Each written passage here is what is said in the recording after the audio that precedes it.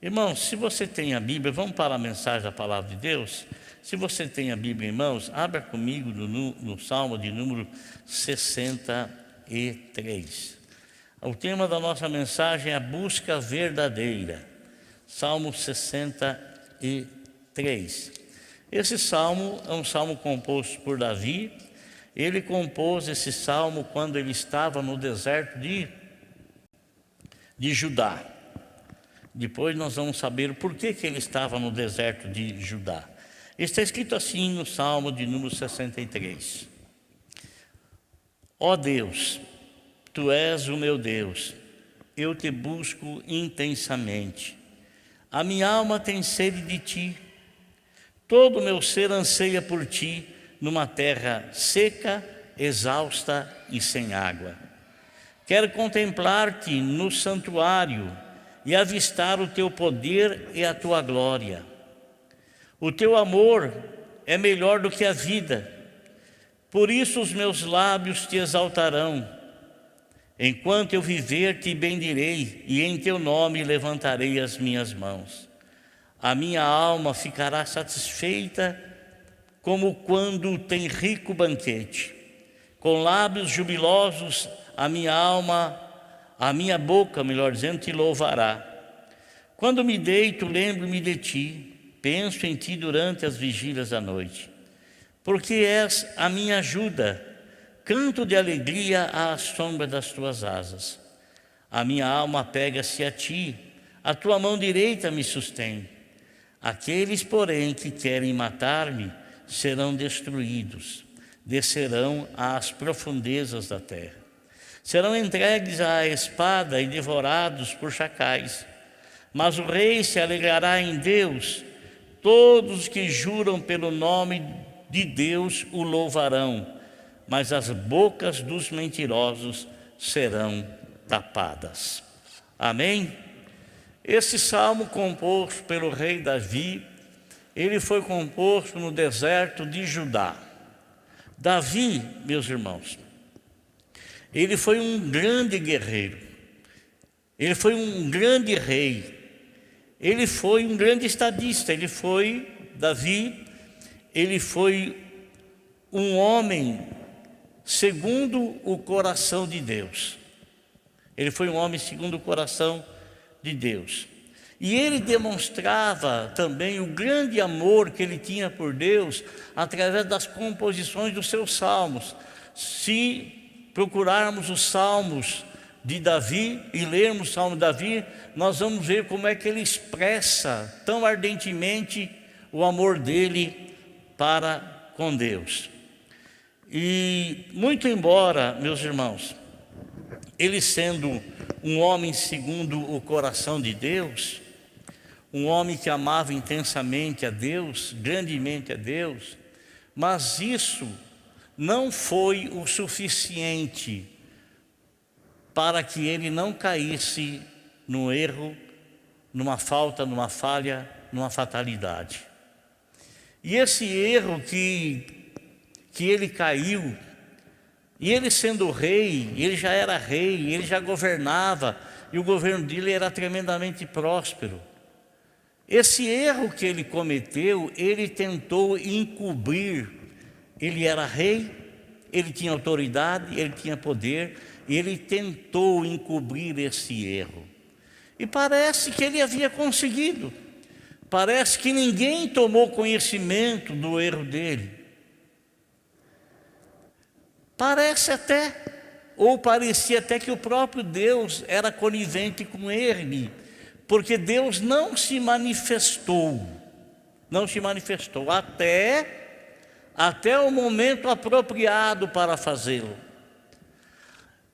Deus levanta o profeta Natã, o profeta Natã encontra-se com Davi e descarrega na cara de Davi tudo aquilo que ele havia feito, e ele pensou que tudo estava bem, tudo havia sido encoberto, nem mesmo o próprio Deus havia se manifestado, mas Deus esperou o momento propício para se manifestar. Deus não é conivente com os nossos erros. Deus, Ele não encobre as nossas transgressões.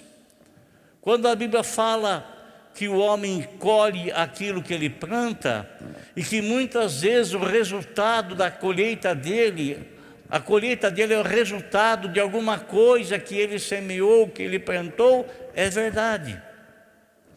Quando a pessoa ela sofre uma perseguição, e ela não fez absolutamente nada para ser perseguido, essa perseguição é uma perseguição voluntária, não é consequência de erros cometidos voluntariamente também.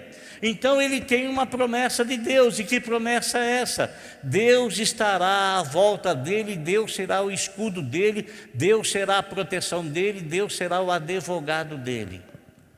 Mas quando ele voluntariamente escolhe errar, escolhe pecar, da mesma forma como Adão fez, da mesma forma como Davi fez, então ele vai receber a consequência daquele erro.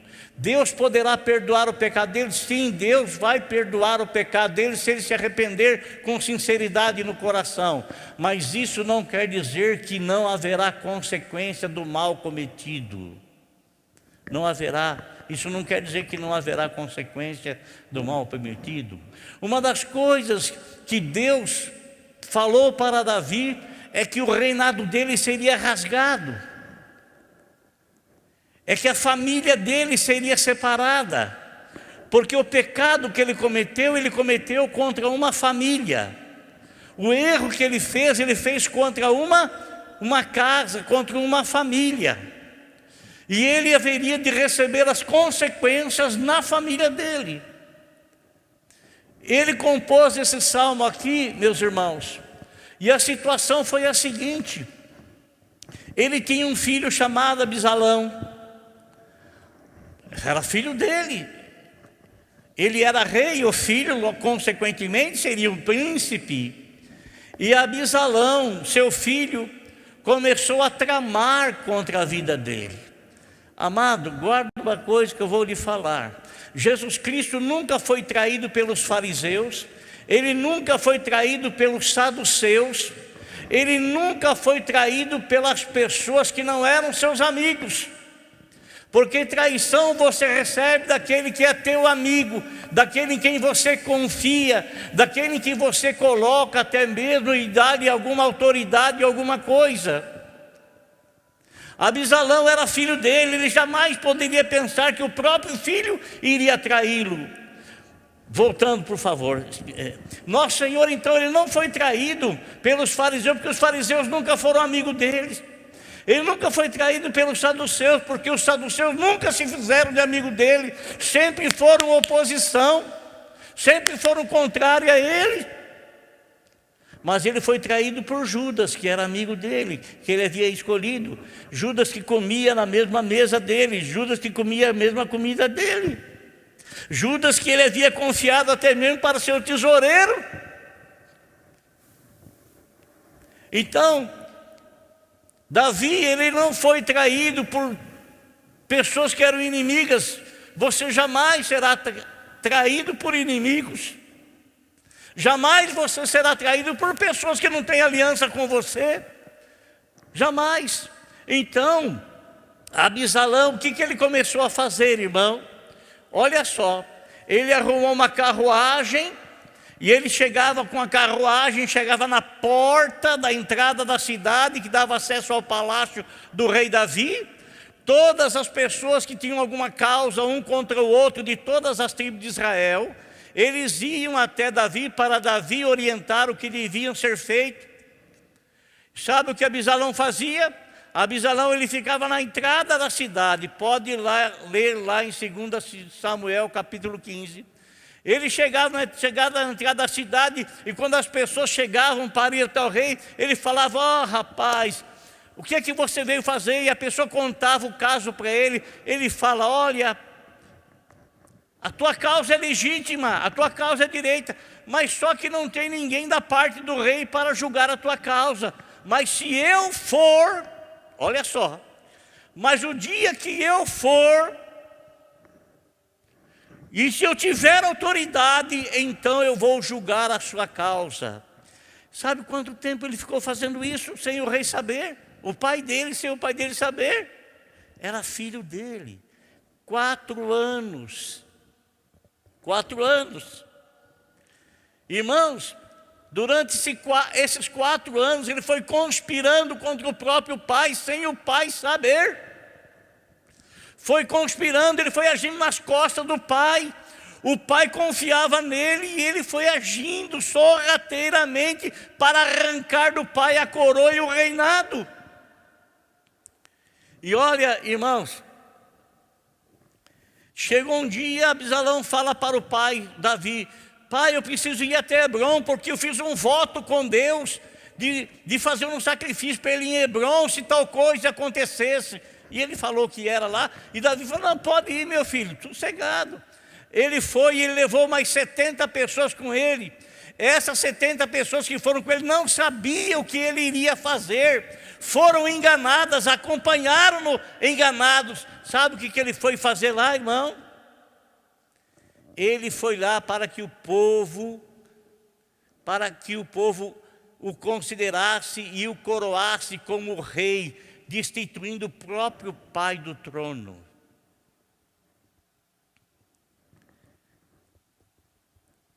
Ele vem de Hebrom, um dos amigos de Davi, um dos conselheiros de Davi, foi também chamado e virou as costas para Davi, traiu Davi para dar força para Absalão. E as pessoas viram lá que aquele homem era um dos conselheiros de Davi, era conhecido, fortalecendo assim a traição de Absalão. E Absalão, ele vem para a cidade de Jerusalém, e ele vem para ser coroado rei, e o pai dele tem que fugir. Sabe por quê? Porque senão iria ser morto. A traição iria levá-lo à própria morte, o próprio assassinato. Ele haveria de assassinar o próprio pai para assumir o trono de vez. Então o que Davi faz? Davi, ele foge, ele vai para o deserto de Judá. Ele vai lá para o deserto de Judá.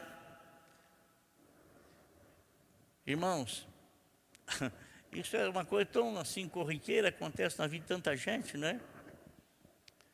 Às vezes a pessoa coloca alguém assim, e a pessoa às vezes por trás está tramando, por trás está agindo de uma maneira sorrateiramente, né?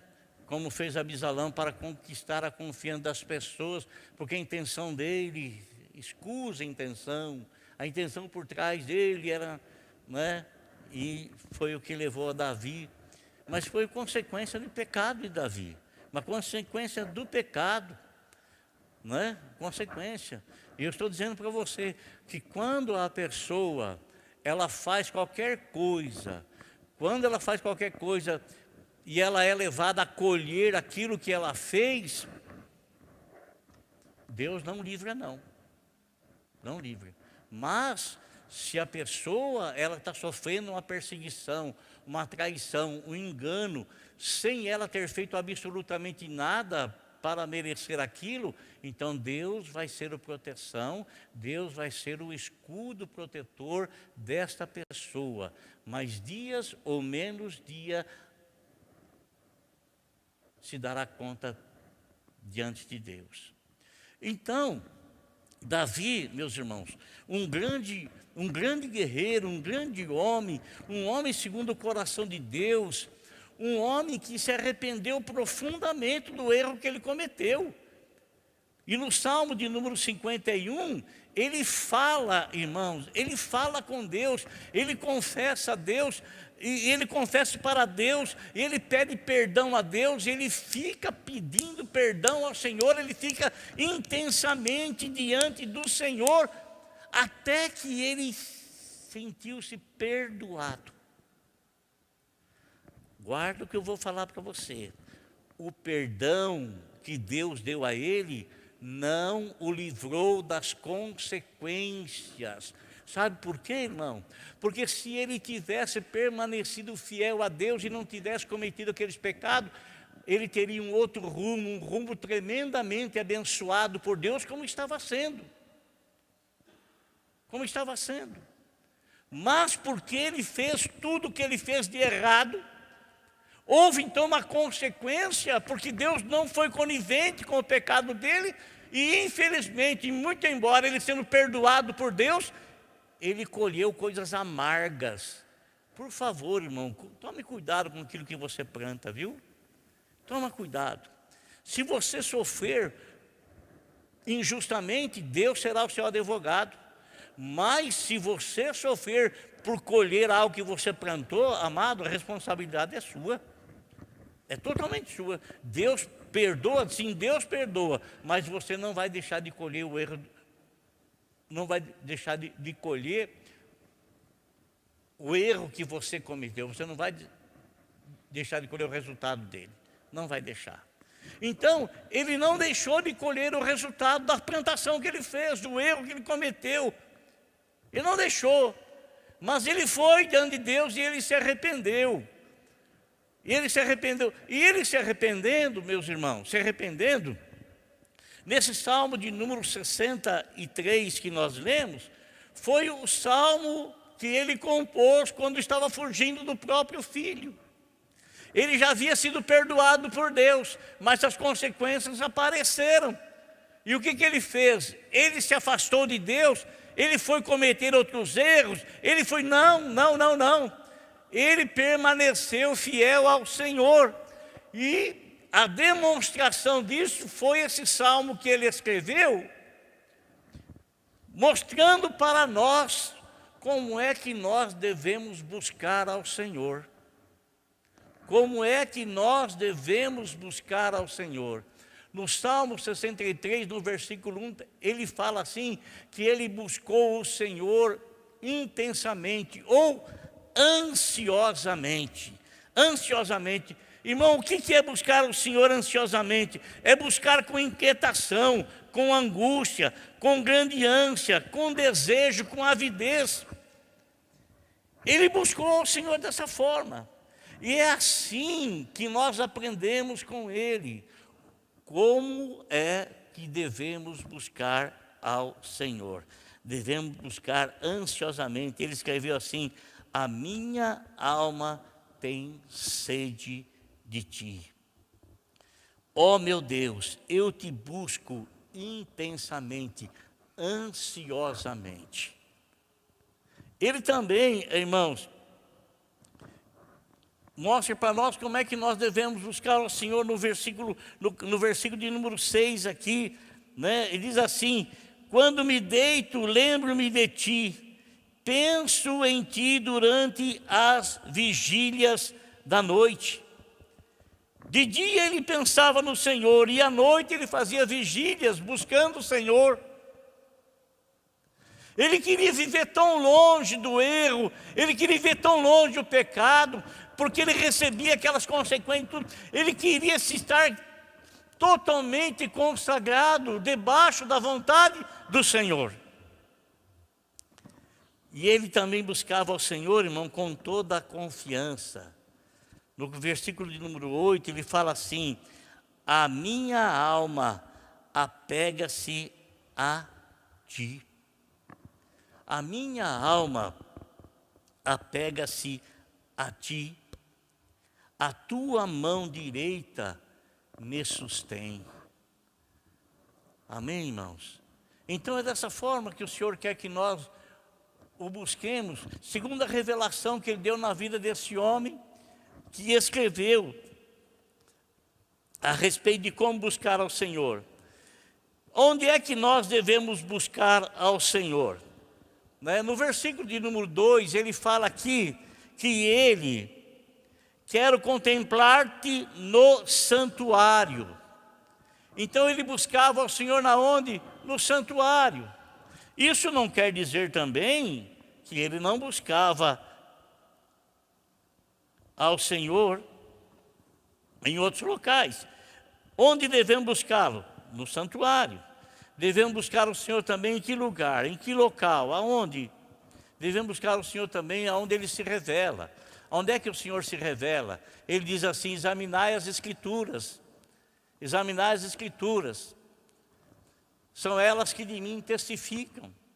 Então é nas Sagradas Escrituras que nós devemos buscar ao Senhor, porque Ele se revela ali. Irmão, nós boicotamos demais a nossa vida, irmão. Boicotamos demais a nossa vida espiritual. Você sabe que não existe uma alimentação tão poderosa, que se ajusta tão bem, porque contém tudo aquilo que o nosso corpo necessita, do que o arroz e feijão. É a comida perfeita, a mistura perfeita. É o arroz com feijão. Arroz e feijão, é a alimentação perfeita. Agora, irmão, é uma alimentação para o nosso corpo físico. Mas nós não somos apenas o corpo físico, nós temos o nosso corpo espiritual, principalmente nós que nascemos do Senhor, né? Nascemos do Senhor, nós temos que nos alimentar, e alimentar é buscar o conhecimento do Senhor, e buscar o conhecimento do Senhor aonde Ele se revela, na palavra dEle. Na palavra dEle. E muitas vezes, amado, nós nos boicotamos, porque nós sentimos uma preguiça terrível de ler a palavra de Deus. Às vezes você tem que lutar com você mesmo, com a sua falta de vontade, superar essa falta de vontade para se alimentar, porque a tua carne te boicota. A tua carne quer fazer outra coisa, a tua carne quer buscar outra coisa, a tua carne deseja outra coisa. O alimento para a tua alma está ali na palavra de Deus. É uma mesa farta, 66 livros que você pode aprender tremendamente. Você pode se alimentar tremendamente, você pode ter conhecimento tremendo da revelação do Senhor na palavra dEle. Você pode ter. E às vezes, meus irmãos, a gente, sabe, nós temos, aqui no Brasil é uma bênção, nós temos Bíblias das mais variadas, né? Temos Bíblia no nosso próprio celular, aí você carrega no bolso, aí lá, quer ler a Bíblia, abre lá no celular, vê o aplicativo lá e pronto, lê a Bíblia Sagrada no celular. É uma maravilha, irmão. Você não queira saber o que é que acontece nos países comunistas, como China, como Coreia do Norte, como outros países que estão banindo a Bíblia, né? Estão banindo. E não pense que está longe de acontecer isso conosco, não. Não pense, não. Né? Nós estamos vendo aí num colégio batista em Belo Horizonte, onde o diretor do colégio foi intimado pelo Ministério Público, porque ele disse que o colégio batista não adere à ideologia de gênero. No colégio batista, menino é menino, menina é menina. Não tenha essa mistureba, não, que a oposição, que os governos marxistas, que os governos comunistas querem implantar. E que nós aqui, os brasileiros aí, que infelizmente, brasileiros que procuram apoiar determinados partidos que a pessoa nem sabe qual é o fundamento do partido, e coisa que ele vai no amanhã usar contra si mesmo, será usado contra nós mesmos. Então, meus irmãos, e esse homem está sendo perseguido, vai ter que depor no Ministério Público. Por quê? Ora, porque a Bíblia fala que homem é homem e mulher é mulher. A Bíblia fala que menino é menino e menina é menina. A biologia fala isso. Mostra isso, demonstra isso. A Constituição Federal, a Carta Cidadã demonstra isso. Mas o governo único que está querendo ser implantado no mundo todo, o governo único, governo do anticristo. O anticristo é quem vai ser o governador de todo o mundo, depois que a igreja for arrebatada. Mas nós já estamos vendo caminhar para que tal aconteça. Estamos observando se você conhece a palavra de Deus, se você conhece um pouquinho da Constituição, você vai perceber que os governos que estão sendo implantados aí têm esse propósito, têm esse objetivo. Vai se tornar uma única moeda no mundo todo, vai se tornar um único povo no mundo todo. Aquilo que de princípio a Torre de Babel estava querendo fazer com o governador Nironde, sendo o governador geral de tudo, de todos, onde o Senhor veio e confundiu a língua de todo mundo para que não houvesse entendimento, compreensão do que um falava, do que outro falava. Então se repartiu e se dividiu em nações como nós estamos divididos hoje. Então nós devemos buscar a Deus nas Sagradas Escrituras. Onde nós devemos buscá-lo? Nós devemos também buscá-lo onde? No nosso quarto. Podemos buscar aqui coletivamente, estar unidos aqui buscando ao Senhor no santuário dEle, né? Mas nós também, como o Senhor Jesus Cristo disse, quando você orar, vá lá na porta, lá no teu quarto, vai lá e ora lá sozinho, e fala com Deus, se abre com Ele, conta para Ele, muito embora Ele saiba tudo a teu respeito, mas se abra com Ele, se exponha, fale, diga, conte para Ele o que está acontecendo, conte para Ele as suas alegrias, conte para Ele a tua felicidade, conte para Ele as suas frustrações, conte para Ele, conte tudo para Ele, conversa com Ele, porque Ele quer que você participe da vida dEle, porque Ele quer participar da tua vida. Eu vou dizer uma coisa para você, irmão, que talvez você não saiba.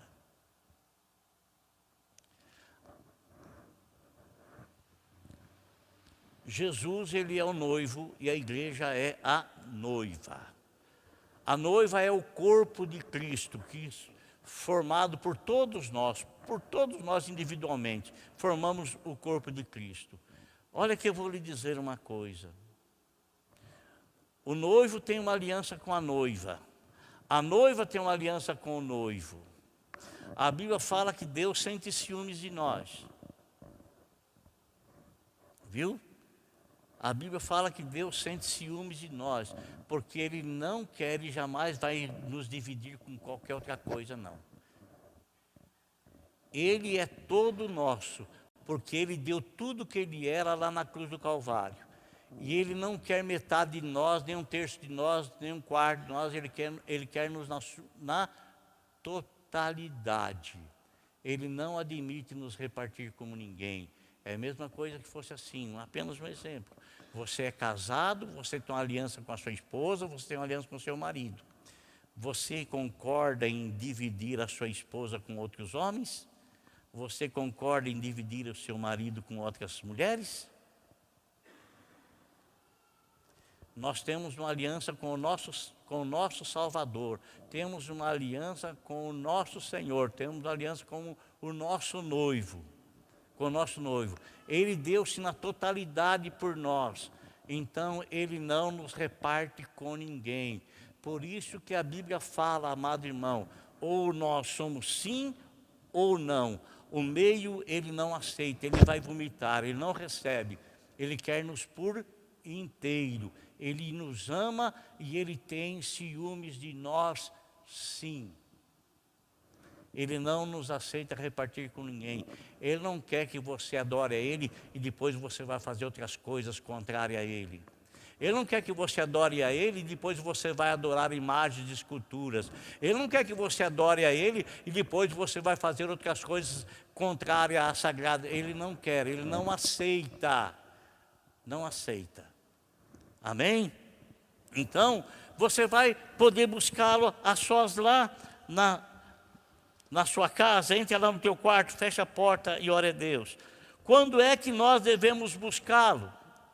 Ora, no capítulo 1, versículo 35 de Marcos, nos diz assim,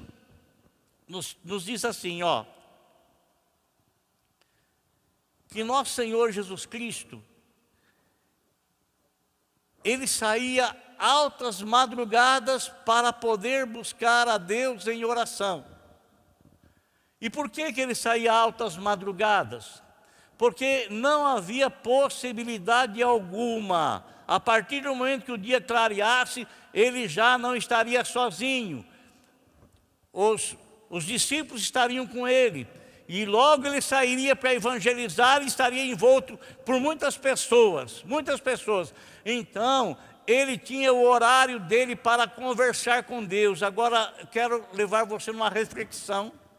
Ora, nosso Senhor disse certa ocasião assim: todo o poder me foi dado em cima nos céus e embaixo na terra. Se ele que recebeu do Pai toda a autoridade em cima nos céus e embaixo na terra, ele tinha um momento a sós de oração com o Pai, e ele tinha que fazer isso às altas madrugadas. Imagine nós, irmãos, o quanto nós precisamos estar em oração. Não importa o horário que você tenha disponível, né? Você tem que ter um horário disponível, um horário que você fala, não, autodisciplina, essa hora aqui é a hora de orar. Eu estava conversando com uma pessoa agora há pouco aí, e ela disse assim, falando a respeito de um outro, disse, aquela pessoa, ele acorda todo dia 5 horas da manhã para buscar Deus em oração. Então a autodisciplina, a pessoa se disciplinou, naquele horário ele acorda e vai buscar a Deus. Você quer fazer um teste com Deus? Olha aqui, quer fazer um teste com Deus? Se Deus quer que você ore a Ele de madrugada, é muito simples, é muito fácil. Você apenas fala com Ele, Senhor, o Senhor quer que eu acorde 3 horas da manhã para orar para o Senhor? Então eu não vou pôr nenhum despertador não vou pôr nada não, o Senhor vai me acordar para orar. Você pode ter certeza, 3:05, 3:02, porque o seu relógio não é correto, o relógio dele é o certo. Se for 3:02 é porque no horário do celestial é 3 horas. Se for 3:05 no seu horário, é porque no horário dele é 3 horas. Ele não vai acordar você nem antes nem depois. 3 horas da manhã ele vai te acordar. Alguém já fez esse teste? Já fez? É assim, não é? E aí mais fez? Já fez lá? Já fez também? É assim, você faz esse teste e Deus vai te acordar. Sabe por quê, irmão? Porque Deus anseia ouvir a tua voz numa madrugada, onde não tem barulho nenhum. Você falar com teu Pai Celestial, Ele vai te dar toda a atenção. Toda a atenção. Amém? Ele vai te dar toda a atenção. Então, nas madrugadas, Jesus buscava o Senhor Deus nas madrugadas. Na vigília da noite você pode fazer isso também. Quando irmão Paulo e Silas foram presos, e eles estavam lá em Filipos, meia-noite, e eles estavam buscando o Senhor. E por que eles estavam buscando o Senhor meia-noite? Antes deles serem presos, eles marcavam reunião de oração na beira do rio. Pode ler lá em Atos dos Apóstolos, capítulo 16. Eles iam para a beira do rio orar num determinado horário.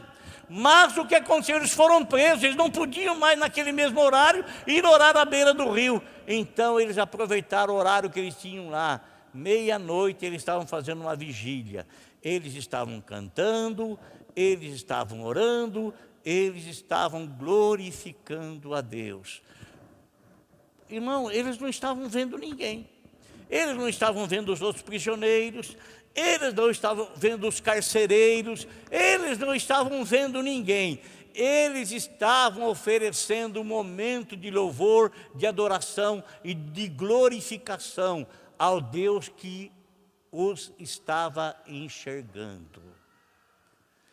Eles também não estavam vendo a Deus, mas com certeza, pela fé, eles estavam sentindo ali a manifestação da graça de Deus e da presença de Deus, que os fazia louvá-lo intensamente, grandiosamente, magnificamente. Amém? Glória a Deus. O teu louvor agrada ao Senhor. O teu louvor agrada ao Senhor, a tua oração agrada ao Senhor. É por isso, amado irmão, que às vezes a gente sente um peso danado, um peso terrível da gente não conseguir, se não tiver disciplina, não conseguir fazer isso ao Senhor, porque o teu inimigo, aquele que não quer que você glorifique a Ele, aquele que não quer que você adore a Ele, ele tenta colocar sono em você, tenta colocar cansaço em você, tenta fazer com que você sinta sobrecarregado, você sinta sono, você sinta um monte de coisa na carne. Um monte de coisa. Porque Ele não quer ouvir você louvando a Deus. Ele não quer ouvir você falar com Deus. Ele não quer. Ele não quer. Ele não quer. Mas Deus se agrada em ouvir a tua oração e o teu louvor. Amém, irmãos? O apóstolo São Paulo, em 1 Tessalonicenses, capítulo 5, versículo 17, ele diz que nós devemos orar em todo o tempo. Logicamente que nós devemos entender isso, né, irmão? Você não vai ficar orando todo o tempo, né? Todo o tempo. Mas você pode ter o seu horário de oração com o Senhor, mas eu tenho certeza, irmão, que quando você está na empresa, você está com a mente ligada com Deus, você está dirigindo, você está com a mente ligada com Deus. Quando você está no seu trabalho e alguma coisa ali não está muito bem, e você pede para Deus, aí no seu pensamento, para Deus te abençoar, para Deus te ajudar, olha só o que eu faço.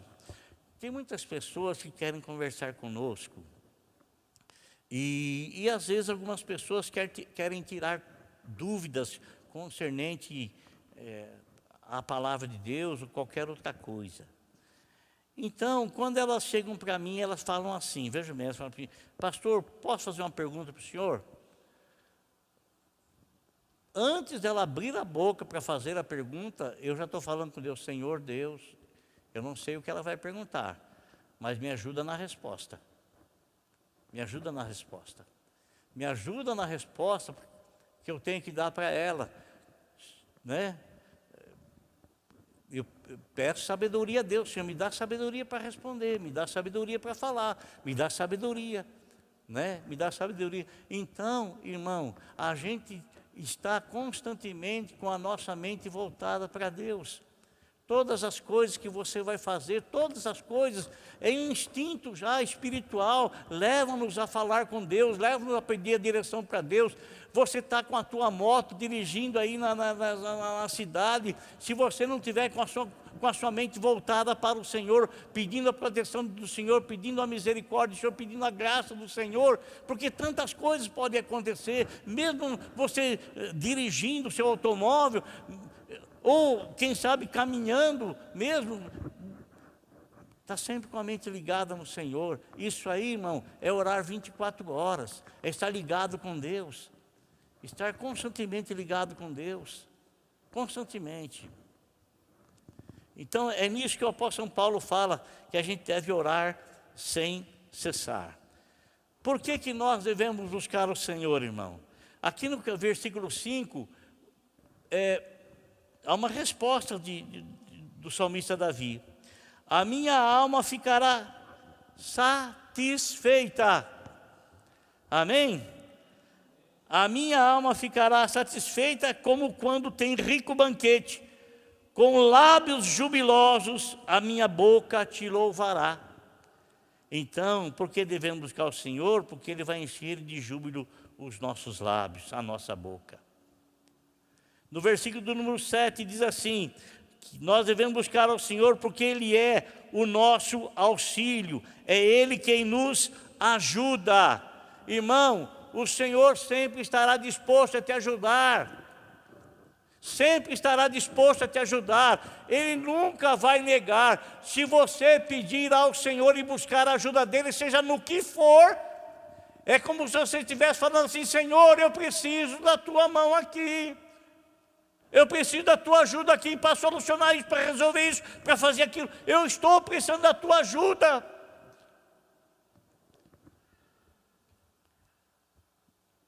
Por que devemos buscar ao Senhor? Versículo de número 8. A minha alma apega-se a ti, a tua direita me sustém, quer dizer, a tua mão direita me sustém. Louvado seja Deus. Irmão, Deus sustém você, amado. Deus sustém você. Olha Davi, mesmo na situação que ele estava pronunciando ao Senhor confiança. Confiança, Senhor, a tua mão direita me sustém, eu estou correndo perigo, meu próprio filho está querendo me matar, mas o Senhor já me perdoou. O Senhor já me perdoou. O Senhor vai me guardar dessa situação aí, a tua mão direita vai me suster. Então, amado irmão, em qualquer situação que você estiver atravessando, passando, olha aqui, fale com Deus que você confia nele. Diga para ele: Senhor, a tua mão direita vai me sustentar. Eu não vou ter medo não. Eu não vou me sentir inseguro não. Eu não vou me sentir desamparado não. Ao contrário, eu sei que a tua mão me sustentará. Amém, irmãos? Deus tem prazer em ouvir a oração de seus filhos. Então, não perca tempo. Fale com seu pai. Ele irá te ouvir e você terá e receberá prova de que ele te ouviu, porque ele não vai deixar você sem resposta. Amém? Feche seus olhos, por favor.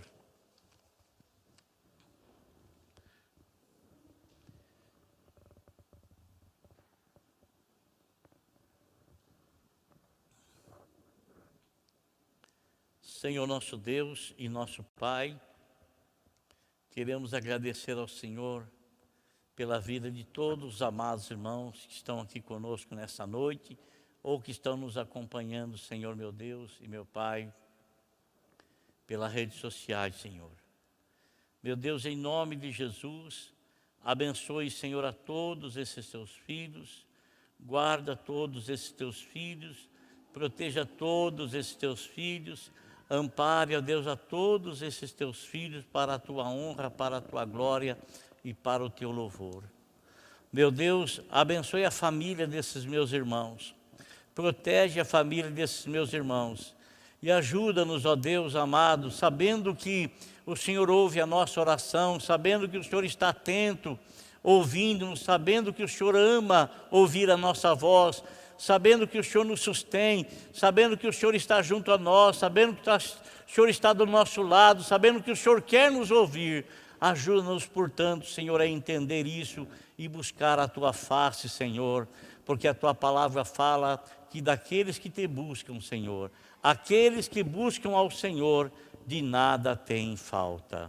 Por isso, ó Deus, em nome de Jesus, abençoe a todos os amados, para a glória do Teu santo, bendito e soberano e eterno nome, em nome de Jesus Cristo.